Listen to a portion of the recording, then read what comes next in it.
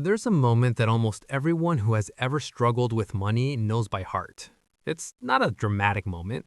It doesn't happen in a boardroom or during some big life crisis.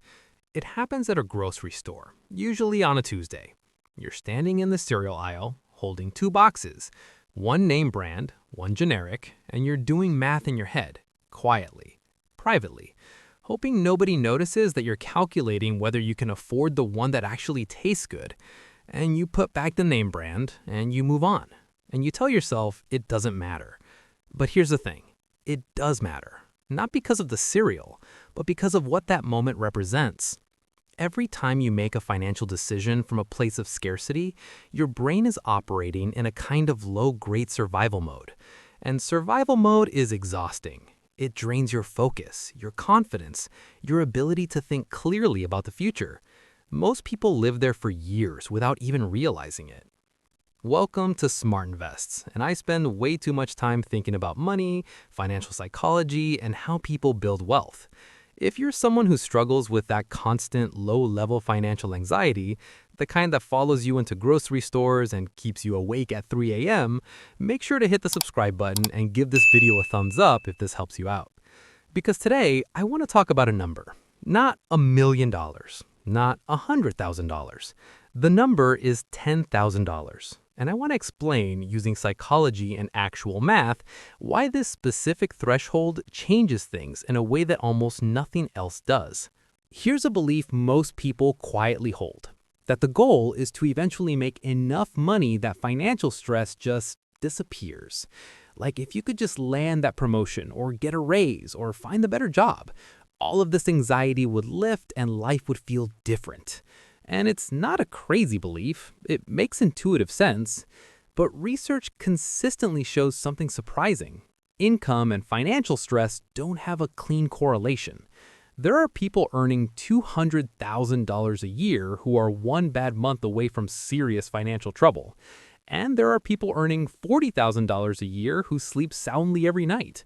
The difference almost never comes down to how much money is coming in. It comes down to how much is staying put. The first $10,000 you save doesn't change your income. It changes your psychology. And that change is worth understanding in detail. What we're really talking about is something behavioral economists call a financial threshold, a specific point at which your relationship with money changes at a fundamental level. Below this threshold, your brain is wired for protection. Every financial decision is filtered through the question, what happens if this goes wrong? Above it, your brain shifts into a different mode entirely, one where you can actually start asking, what's possible here? $10,000 for most people in most circumstances is approximately where that shift happens. It's not magical, it's not arbitrary, it's based on what that amount can actually cover, and more importantly, on what it does to your nervous system when you know it's sitting there. Think about it this way. Imagine you're hiking up a steep trail, carrying a pack that's just a little too heavy. You're managing, you're moving forward, but every step requires more effort than it should, and you're so focused on not falling that you never look up to see where you're actually going. That's what it feels like to navigate life without savings. You're not failing. You're just spending all your energy on not losing ground. Now, imagine someone comes along and takes 30 pounds out of your pack. You're still on the same trail. The summit is still far away. But suddenly, you can breathe differently. You can look around. You can make choices about your route instead of just grinding through it. That's what $10,000 does. It doesn't take you to the top of the mountain. It just makes the climb feel like a climb instead of an emergency. Here's what most people don't realize. The benefit of having $10,000 saved is mostly not about spending it. It's about the knowing. There's a term in financial psychology called the emergency fund effect, and what it describes is this. When people have a financial cushion, their cortisol levels, the body's primary stress hormone, measurably decrease. You're not just less stressed about money, you're physiologically calmer. You sleep better, you're more patient, you make better decisions across the board. And this is where it gets really interesting, because financial stress has a cognitive cost that almost nobody talks about.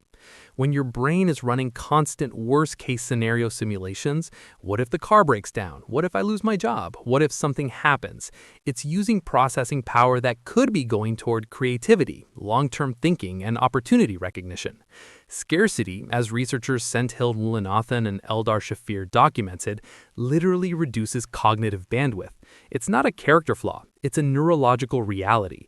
And the moment you clear that burden, the mental energy you reclaim is significant. Let's ground this in numbers, because the math here is actually encouraging. Most of the financial catastrophes that derail people, car repairs, medical bills, short-term job loss, fall within a relatively predictable range. The average car repair in the US sits between $500 and $3,000.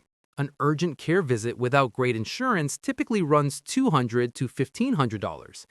Even a month of lost income, if you're living on $3,000 in expenses, only costs you $3,000.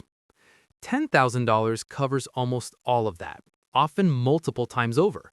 This means that once you reach this threshold, you're effectively protected against the most common financial shocks that keep people stuck in the paycheck-to-paycheck cycle. Now here's where it compounds. Say you're currently spending $3,200 per month. Even a modest 10% reduction, $320 per month, gets you to $10,000 in just over 2.5 years. For most people, that 10% lives in subscriptions they forgot about, delivery fees, impulse purchases, and convenience spending. It doesn't require a dramatic lifestyle overhaul. It requires awareness and a small but consistent redirect. And once you're there, the math starts working in a completely different direction.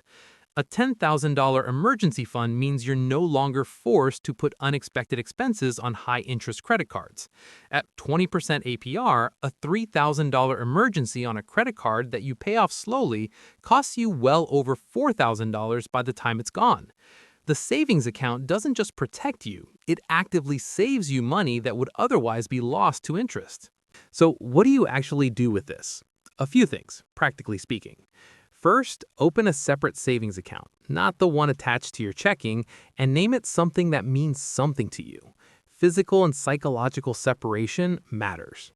Second, automate a transfer, even if it's small, $50 on payday. The goal is to make saving frictionless rather than a decision you have to make every month. Third, audit one spending category this week. Just one. Subscriptions are usually the easiest starting point. Cancel anything you haven't used in 60 days.